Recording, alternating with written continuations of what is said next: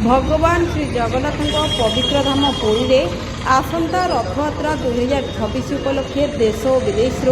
लक्षाधिक भक्त और पर्यटकों आगमन होबार संभावना रही परिप्रेक्षी में सार्वजनिक सुरक्षा शांति श्रृंखला यातायात परिचालना और सुगठित भीड़ परिचालना को सुनिश्चित करने निमंते पुरी पुलिस पक्षर पूर्व प्रस्तुति कार्य तीव्र गति आरंभ हो परिप्रेक्षी में आज पुरी एसपी श्री प्रतीक सिंह नेतृत्व में गुंडीचा मंदिर परिसर और संलग्न विभिन्न साही गली लेन और बाइलेन माइक्रो लेवल समीक्षा सह भित्तिभूमि स्तरीय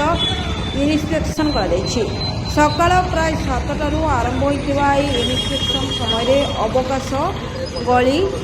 मुंडियामरा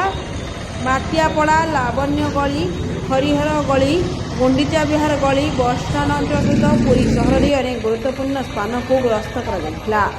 अवसर में एसपी पुरी श्री प्रतीक सिंह कहते पुरी हूँ भगवान श्री जगन्नाथ पवित्र धाम यह सारा विश्वर आस्थार केन्द्र रथयात्रा और पर्यटक ऋतु लक्षाधिक भक्त और पर्यटक पुरी को आसती सुरक्षा सुविधा और सकारात्मक अनुभव निश्चित करने पुरी पुलिस प्रथम प्राथमिकता से साही गली और बाइलेन गुड़ी को गुरुत्व दे माइक्रो लेवल समीक्षा महिला सुरक्षा को विशेष गुरुत्व दि जाता बेले महिला माने जेकोसी समय निर्भर भाव पुलिस जोगाजोग करें। ओडिशा डिजिटल।